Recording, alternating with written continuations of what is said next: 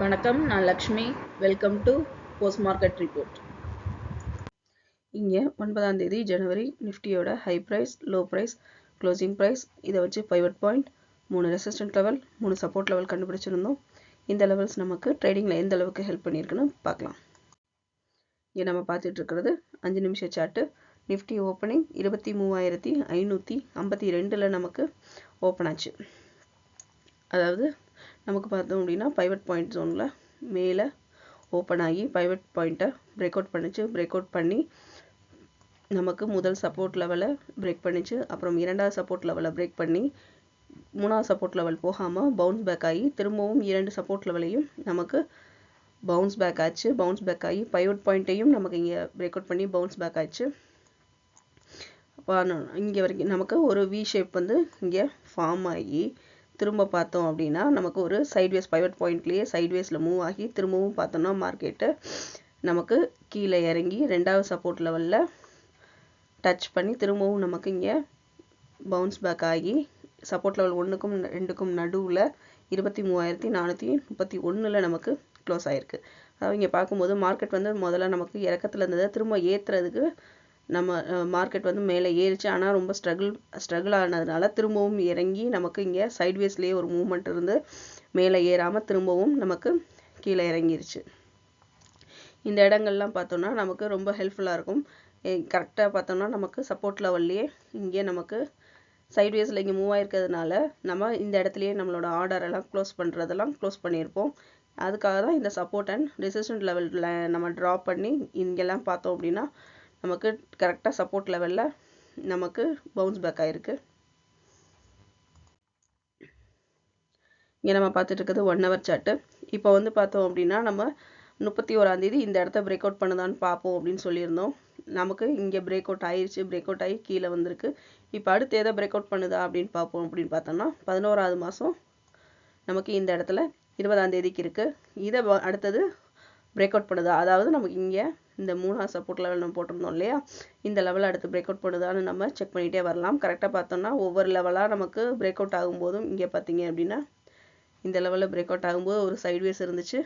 அடுத்து இந்த லெவலில் இப்போது பிரேக் அவுட் பண்ணியிருக்கு. இப்போ இங்கே அடுத்த லெவலில் பிரேக் அவுட் பண்ணுறதுக்கு முன்னாடி இங்கே ஒரு சைட்வேஸ் வரதுக்கும் வாய்ப்பு இருக்கும். மேலும் ஹை லெவல் பார்த்தோம் அப்படின்னா 23,596 நமக்கு ரெசிஸ்டன்ட் லெவல் 23,800 வச்சுருக்கோம். இந்த லெவலுக்கு நமக்கு போகலை. லோ லெவல் பார்த்தோம்னா 23,344, 23,500 தாண்டி இந்த ஜோனுக்குள்ளே நமக்கு வந்திருக்கு.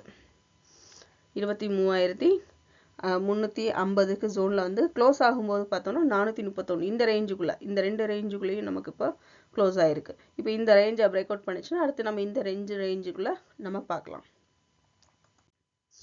இங்கே நம்ம பார்த்துட்டு இருக்கிறது 4 ஹவர் சார்ட்டு. 4 ஹவர் சார்ட்டில் முதல் பாதியில் பார்த்தோம்னா நமக்கு பையரோட டாமினேஷன் அதிக லெவலில் இருக்கிறத பார்க்க முடியுது. கீழே நமக்கு ஆனால் நெகட்டிவில் தான் இருக்குது. இருந்தாலும் நமக்கு பையரோட டாமினேஷன் முதல் பாதியில் அதிகமாக இருக்குது.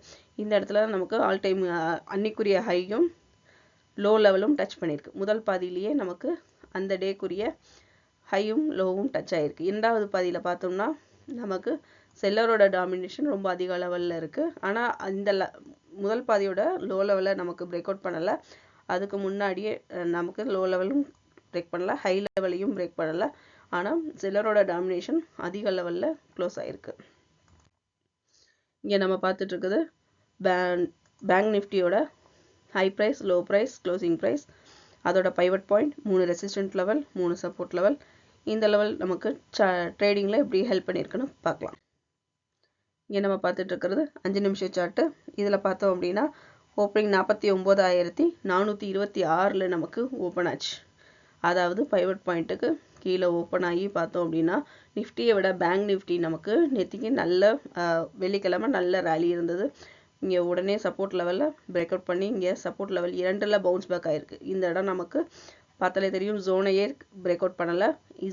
அந்த 2வது சப்போர்ட் ஜோன்லேயே நமக்கு பவுன்ஸ் பேக் ஆகி திரும்பவும் இங்கே சப்போர்ட் லெவல் 1 ஜோன்லேயே திரும்பவும் இங்கே பவுன்ஸ் பேக் ஆகி இங்கே பார்த்தோன்னா ஒரு கன்சல்டேஷன் நடந்திருக்கு.